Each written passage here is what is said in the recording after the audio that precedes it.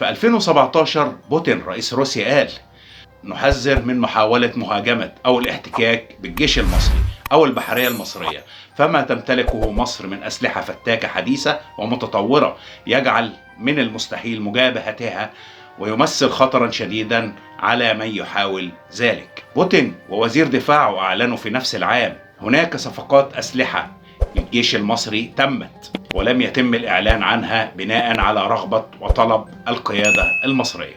بسم الله الرحمن الرحيم، والصلاة والسلام على أشرف الخلق سيدنا محمد عليه أفضل الصلاة والسلام.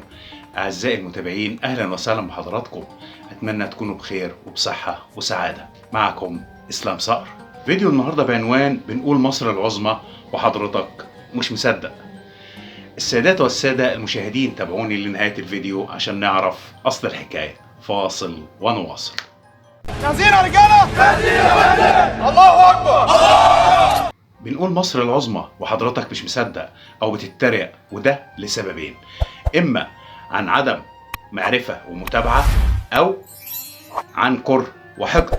طب تعالى كده ونشوف الكلام ده وجمعه مع بعضه وحلله براحتك وانت في قمة الروقان.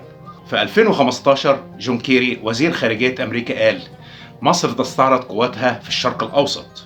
وفي 2016 جون ماكين عضو الكونجرس الأمريكي قال: ظهور السيسي يجعلنا نكون حذرين ولا نريد ناصر جديد في الشرق الأوسط. في 2017 بوتين رئيس روسيا قال: نحذر من محاولة مهاجمة أو الاحتكاك بالجيش المصري أو البحرية المصرية، فما تمتلكه مصر من أسلحة فتاكة حديثة ومتطورة يجعل من المستحيل مجابهتها ويمثل خطرا شديدا على من يحاول ذلك. بوتين ووزير دفاعه أعلنوا في نفس العام: هناك صفقات أسلحة للجيش المصري تمت ولم يتم الإعلان عنها بناء على رغبة وطلب القيادة المصرية. في 2018 العملية الشاملة سيناء وتصريح الجيش الروسي وحلف الناتو: ما يفعله الجيش المصري في سيناء لابد من تدريسه في العلوم العسكرية عن كيفية الحرب في التضاريس الوعرة. في 2018 في معرض إيدكس للصناعات العسكرية المتطورة وظهور أسلحة تم تعديلها بعقول عسكرية مصرية خالصة. في 2019 إيطاليا تخرج بتصريح قالت فيه إن البحرية المصرية في المتوسط مرعبة، ولو أرادت منع السمك من العبور لفعلت. كل دي تصريحات مسؤولين كبار وفي دول عظمى، وليست تصريحات عم عبد البقال ولا عم عثمان البواب. في 2019 تم ضرب مطار معتيقة بصاروخ شبحي موجه بالأقمار الصناعية.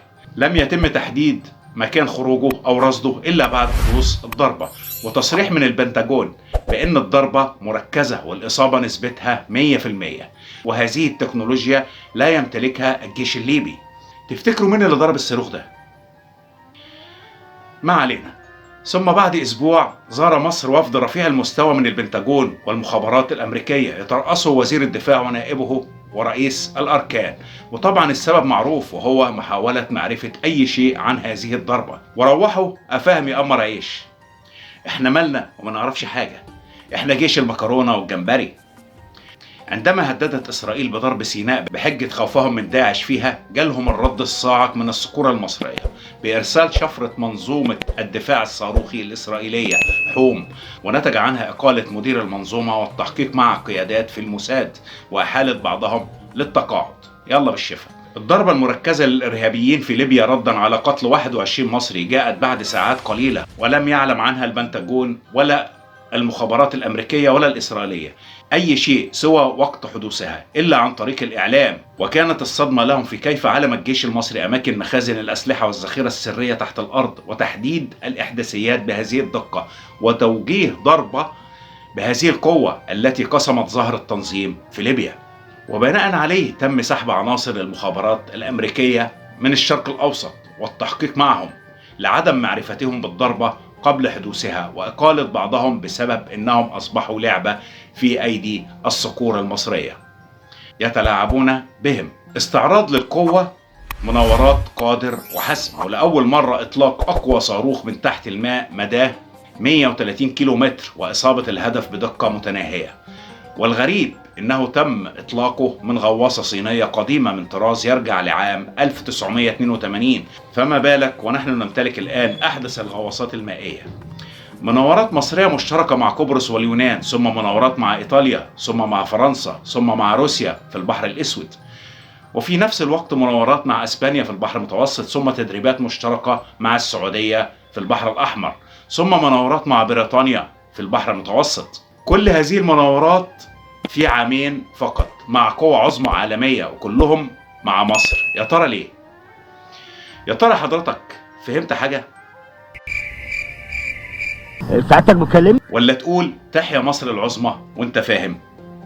وما خفي كان أعظم. وفي النهاية أتمنى أكون قدرت أوصل الرسالة لحضراتكم. اللهم احفظ مصر وشعبها العظيم من كل سوء. اللهم احفظ جيش مصر وشرطتها.